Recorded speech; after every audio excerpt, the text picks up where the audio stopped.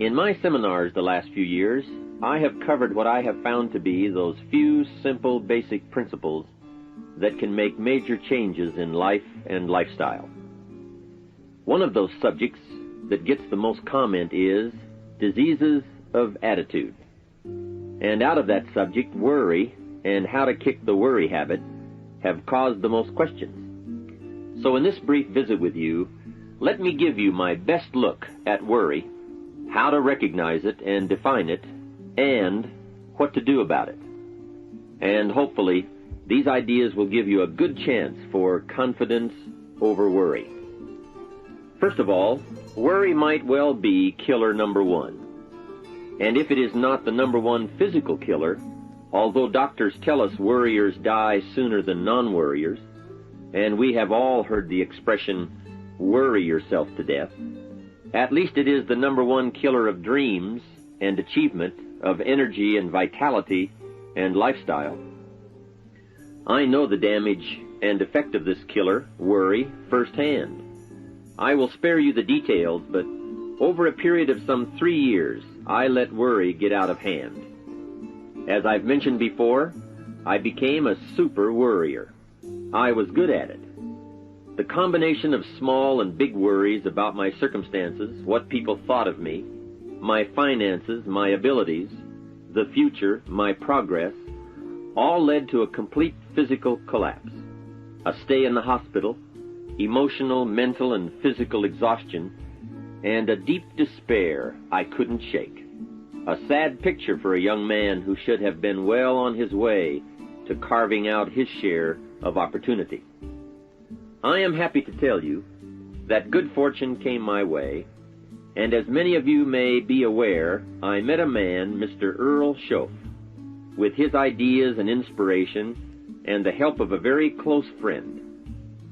I worked my way past the minefields of worry and disaster and out into the clear air of mental sunshine. And if I did it, anybody can do it. I'm not saying it's easy. It took me almost a full year to kick the worry habit. It took practice and much effort, but it was well worth it. Remember, don't ask for the task to be easy, just ask for it to be worth it. Don't wish it was easier, wish you were better. Don't ask for less challenge, ask for more skills. Don't ask for less problems, ask for more wisdom. It's the challenge that makes the experience. And life and its color and meaning and adventure for you is this collection of experiences. To wish them away is to wish your life away. So let's get to worry and what it is and what it does, how to define it, and what to do about it. And let's do it with eager, high hope that it won't be long until you will be free of the worry habit and on your way to the life and lifestyle that you want. First of all, let's define worry. There are many ways we could describe it. Worry is fear painting pictures in your mind. And if you watch that mental movie too long, you get a false picture of how things really are. Worry is a mental broadcasting station, and more often than not, it is false or at least distorted propaganda. Worry has that sneaky way of stopping short of giving you all the facts. Worry is often the trickery of mentally filtered facts on the negative side and the bold declaration that these are all the facts. Worry has the mental audacity to suggest that the elevator only runs one way, down. Many times worry is a 5-alarm bell for a wastebasket fire. And worry is a depletion of constructive emotion. It's wasted mental energy. It's like letting the starter run the battery down when the car won't start.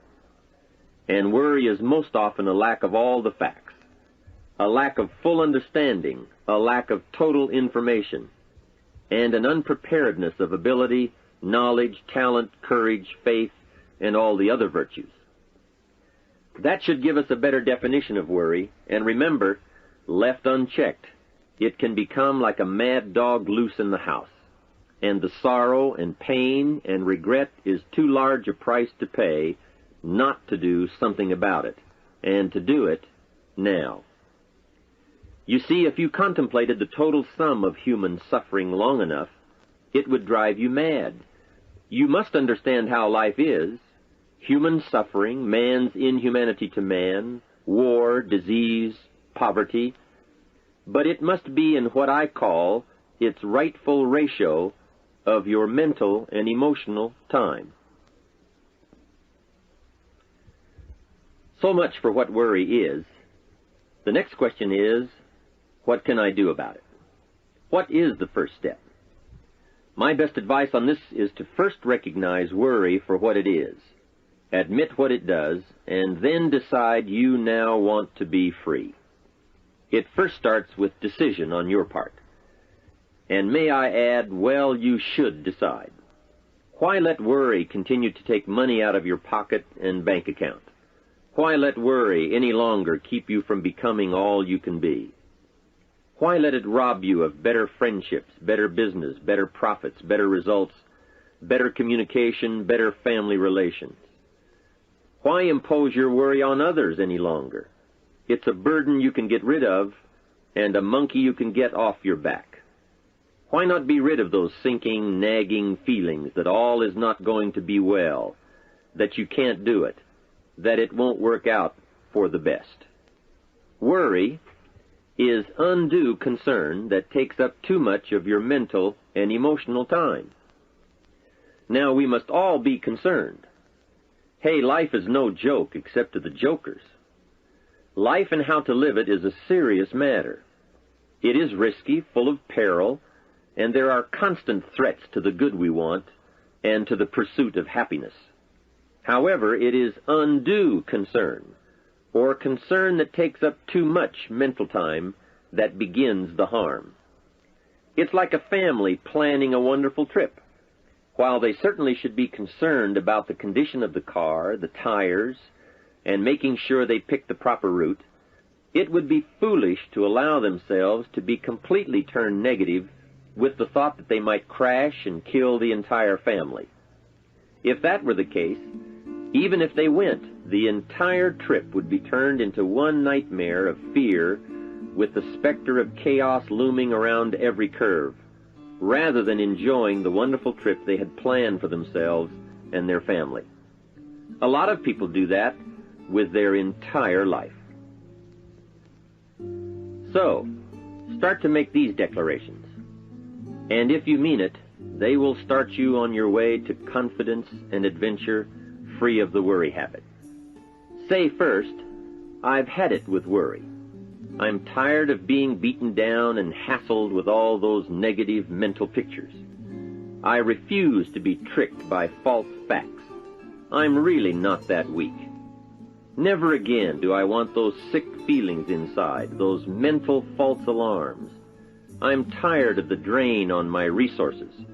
I'm tired of the embarrassment of the lack of confidence. I don't want people, especially my family, to see me in this state anymore. I've got more to offer. I refuse to let my life be short-circuited any longer by letting my mind run wild with a distorted view of the facts, whether I bring it up or if it comes from someone else. Prove it to yourself. Think back over all the things that you worried about, all the fantastic, catastrophic events that your well-meaning advisors had told you were going to happen. Be pleased that none of them ever happened to you, or else you would not be alive today. 90% of the things you worry about never happen anyway.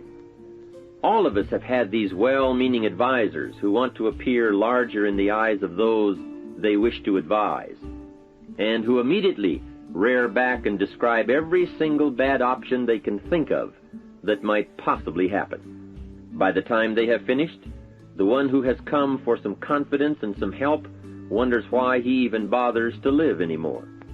And the fact is, those things are never really going to happen anyway. Bring to question now what your mind tells you or what others tell you, and pledge not to go for false alarms. I've had it is a good beginning. This first step will start you arguing with your worry thoughts. Soon you will start to examine your fears and worries to see if they are valid, and you won't let your mind play those mental tricks any longer. It is possible to destroy any emotion you have, including worry and fear, by a very simple process, and that is, analyze it to death. Drag it out on the table and look at it. Weigh it against all of your past experiences. Make sure this one can stand against all the past facts you have. You will now start to use worry instead of letting worry use you. It's a beginning, being in control instead of out of control. You will now let concern and the first signs of worry prompt you to learn, ask questions, and look at all sides in order to evaluate true, positive, constructive action. Now you can say, I will let fear advise me of the facts, but I won't let fear tell me these are all the facts. Nor will I let fear determine my reaction to the facts. I will gladly take up the war of faith over doubt, reason over fear, and positive expectation over worry. So talk to yourself right now into a change of attitude. Be persuasive. Go all out. Show yourself the hell if you don't, and the good life of answers and progress if you do. Say to yourself, what a fantastic feeling it must be to stop the panic drain on my mental energy, emotion, and physical strength. Imagine putting all that saved energy and emotion and strength into my action plans for the good life. Hey, accept the challenge. Believe your beliefs, doubt your doubts, stay on the campaign to give worry a bad time. Like being your own conscientious judge, say, I've had it with the presentation of a one-sided story. I sustain the objection that worry has failed to bring out all the facts. I despise these mental courtroom maneuvers that try to belittle my client, me. I demand the whole truth, and if worry will not be silent, I may cite him for contempt of the court of reason. Call up that scene often when worry wants to hassle you with the same old tricks and the same old results. It will work every time. Okay, let's move on to some really positive steps. If you can survive all that has happened to you up to this moment in your life, in spite of doing and thinking many of the wrong things, imagine how you can succeed by now starting to do some of the right things. First, the best answer to worry is confidence, and confidence starts first with awareness. Here is one of the most important lessons in life to learn. Life and business is like the changing seasons, and the real challenge of life is to learn how to handle the winter and take advantage of the spring. In short, that's it. You see, winter always comes, but so does the spring. Night follows day, but also day follows night. Sure, the tide goes out, but it always comes in. Opportunity follows difficulty as surely as difficulty follows opportunity. I have written and recorded much on how to take advantage of the spring, how to cash in on life's opportunities, work hard all summer, learn more ways to plant and protect what you invest, and to reap in the fall without complaint, knowing it's your harvest and you've reaped what you've sown. For this subject, however, let's talk about how to handle the winters, those times when worry, like winter, takes its heavy toll. So, we tell it like it is. Winter always comes. So does the night. Some happenings in our life will always be a cause for concern, and sometimes concern turns to worry, and worry turns to fear. But remember, that is to be expected. Each day, each event, each season brings both expected and unexpected challenges that we must think about and make decisions on. Life is like a stream that flows continuously. The better we understand that, the better chance we have to produce good results out of all of our challenges. May I suggest something to you? I have a friend who is an avid skier. You know something? He can only ski in the wintertime.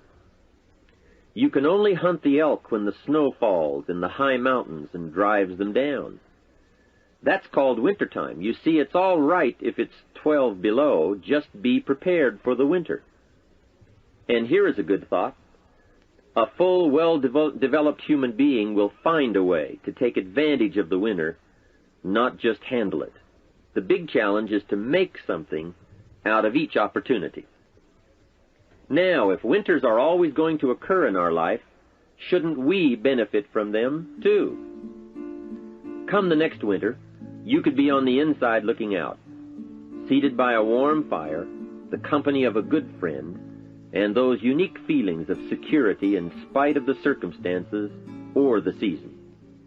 Begin to know now that the night will pass, and as you learn to grow and progress, you will better understand how to handle every night and better live every day. Here's some of the best advice I have on worry. First, don't be afraid to face the facts of life. It is not negative to understand that the winters always come. Don't be faked out. Don't clip the word impossible out of the dictionary. Sure, the Bible says all things are possible, but I don't really understand all that means. My daughters ask me, have you ever tried putting toothpaste back in the tube? Don't say I don't want to hear the problem. I don't want to see the difficulty. Don't show me the weeds. Don't say anything negative. Only see the positive. That's foolish. There is a thin line between positive thinking and kidding yourself. And remember, there's also a thin line between faith and folly. Here is the key. Humans have the unique ability to see it as it is, and they also have the ability to see it better than it is. One is called fact, the other is called faith. Faith you develop, facts you acquire. The facts you acquire are essential. It's like belief. You constantly must find facts to support your belief. Faith says, I will move mountains. It doesn't say, I will move mountains if someone gives me a bulldozer. I'll move a mountain if they will build me a road up there, if the weather's nice, if they give me a shovel. Faith just says, I will move mountains. Faith doesn't ask for a result to prove its existence. Faith is because it is. And remember, people die for faith. And some people give up everything they own, their life, for faith. Many years ago, over in Vietnam, a Buddhist monk did a very clever thing. He did the ultimate in political dissent. He burned himself to death. That toppled the government. That was faith. Totality begets totality. Here is a good prayer. Help me to see it as it is, and help me to see it better than it is, and then inspire me to act. Facts and faith and action. What a combination for personal progress. And action puts fear to flight. An Old Testament phrase says, watch the ants, you sluggard. Consider their ways and be wise. Not a bad suggestion. The study of ants. What do they do in the summer to prepare for the winter? That's a lesson in life and survival. Happiness, wealth, peace, security, success, safety, friendship, reward, results, and all human achievement comes from a growing ability to understand and handle the changing seasons. And so we come right back to the theme of our entire enterprise, self-development. Learn to work harder on yourself than anything else. The key to all success in economics or mental health is self-development. It will all change for the better when you change for the better. It's what you become that really counts. And you are the only variable. So a good statement is, you can't be all positive. You can't be all confident. You can't be all faith. But confidence and faith and courage and inspiration can dominate worry and fear. Physical and emotional forces are always at work, and something will win and conquer. Make sure you give yourself the best chance to get mental and emotional domination over all of your challenges. And here is one of the master keys to the good life: developing the intelligence and accepting the challenge of putting all of your emotional experience into their rightful ratio. Beginning this progress can bring about the most dramatic changes. You see, disappointment is like winter. It always comes. It is foolish to say, don't be disappointed. But you must learn to discipline your disappointment. If it dominates 51% of your time, you're in trouble. Continued heavy disappointment is like 12 months of winter, and 12 months of winter leaves very little alive. Use the guidelines of seasons to adjust to all the meaningful things that happen to you. So concern, fear, and disappointment, like many human emotions, serve a useful purpose as long as they are kept in their rightful ratio. Left unattended, the weeds take over. Disappointment rules. Worry breaks loose. Fear gets the upper hand, and doubt moves in. But managed, worked, given human action with will and knowledge and purpose, and gardens overcome weeds. Faith overcomes doubt, and confidence pushes worry into a small place. The second major key to mastering worry is to respond. Build up inside of you that heavy desire to be free, to get on with building your life and lifestyle. Too much is waiting to delay. Take a new look at your opportunities. Figure out new ways to seize them immediately and make them work for you. And here is a key. Bring a new dedication that you will master yourself with enough discipline to be more than qualified to do the present job and prepare yourself for the next move up. Expose yourself to every stimulation possible that will put all this in perspective. Now let's move on to a very important point, and that is, the best answer to worry is confidence. First, self-confidence. I can better handle next winter. I have a strong shelter. It is stocked with supplies. I now know how to take advantage of the spring. I'm going to plant better crops and bigger crops. I can last through the summer. I won't quit this time. I'll study weeds and how to get rid of them. I'll be less frightened of the changing weather and the quick storms. In the fall, I will exercise more care and reap what I have without complaint and blame nothing for the amount of my harvest.